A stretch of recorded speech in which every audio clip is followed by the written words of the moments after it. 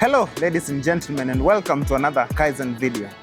Now, the WRC Safari Rally is back in Naivasha, Kenya, and that sport is synonymous with this badge because in the advent of that sport here in Kenya, the Subaru Impreza was a dominant car. And therefore, it's sad to hear that at the end of the 2008 WRC season, Subaru decided to fire all its engineers and hired accountants instead.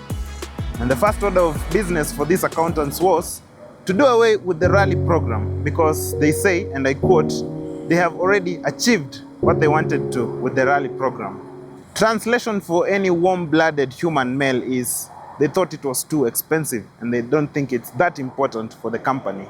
The car behind me is a 5th generation Subaru Outback, and it was made by those very same accountants. Let's see if it's any good. The Subaru Outback is powered by a 2.5-liter Subaru Boxer engine. A Boxer engine, if you don't know, is a V engine that has an extreme angle, so it's flat. We have 2 pistons on the other side, 2 pistons on this side, and they're horizontally opposed. It makes about 170 horsepower when new. Some of those horses have escaped since this thing came to Kenya, but that's fine. It's a cast iron block aluminium head. I'm trying to figure out where the accountants put their mark on this thing. Let me find it.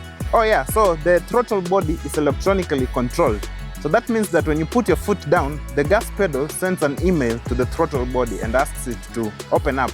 And then the throttle body has to acknowledge that email before things get done. It's a very accountant thing to do. So it sends power to all the 4 wheels through what the accountants call a lineatronic CVT, or what regular people just call a CVT.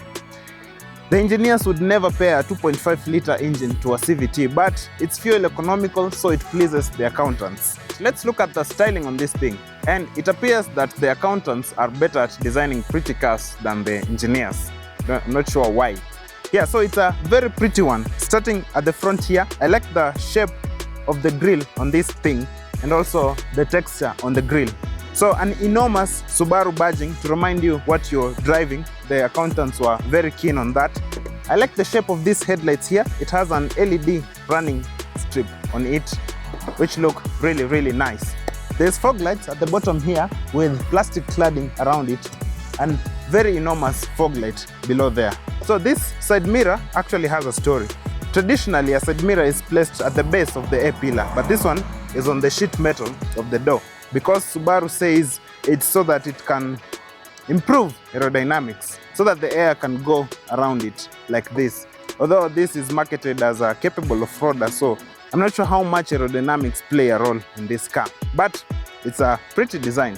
We have a roof rack here for extra storage when you're doing your off-roading and stuff. Yeah, so a very, very pretty car. I'd give it a 9 out of 10. Below here we have chrome accent with Outback badging. There's plastic cladding at the bottom there to protect you from the gravel roads. As you can see, there is pretty decent ground clearance, so this thing is good for going ushago. Right, let's look at the interior of this thing, and it looks really nice. So it's a keyless start, so as long as you have your key fob, it's a push to start the engine. Yeah, so a nice steering wheel. It's stitched and soft to the touch. It feels really, really nice. It's multifunctional, so you have your cruise control on the side here and then somewhere to control your volume and stuff at the left-hand side here. So it's an analog gauge cluster. You have your rev counter and then your speedometer and a digital display at the center there. Yeah, feels very nice in here. So the seats are nice and soft and well supported.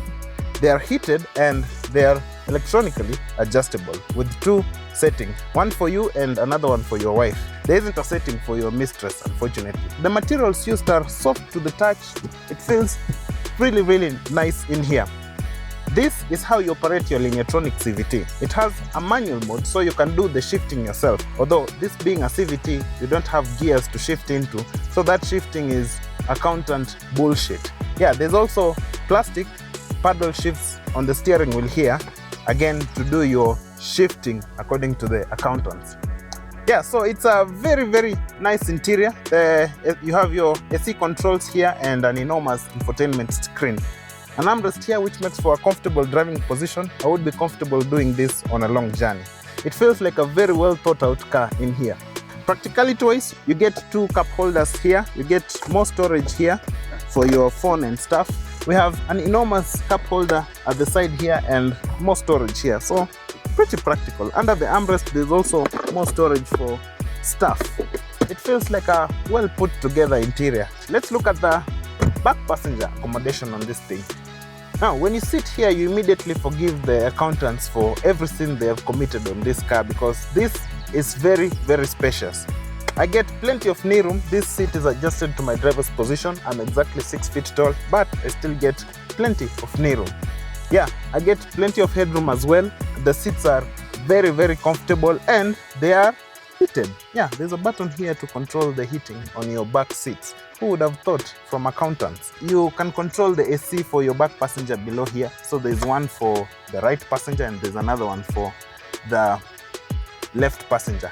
Yeah, so the center passenger doesn't get AC control, so those sitting here would be very uncomfortable because there is a transmission tunnel. Remember, this is an all-wheel drive car, so you need transmission tunnel for your rear wheels. Very comfortable. I will be comfortable sat here on a long journey. Soft touch material continues at the back here. This is fake leather, feels really, really nice. There's a Harman Kardon speaker below here, which sounds really nice. I forgot to mention it.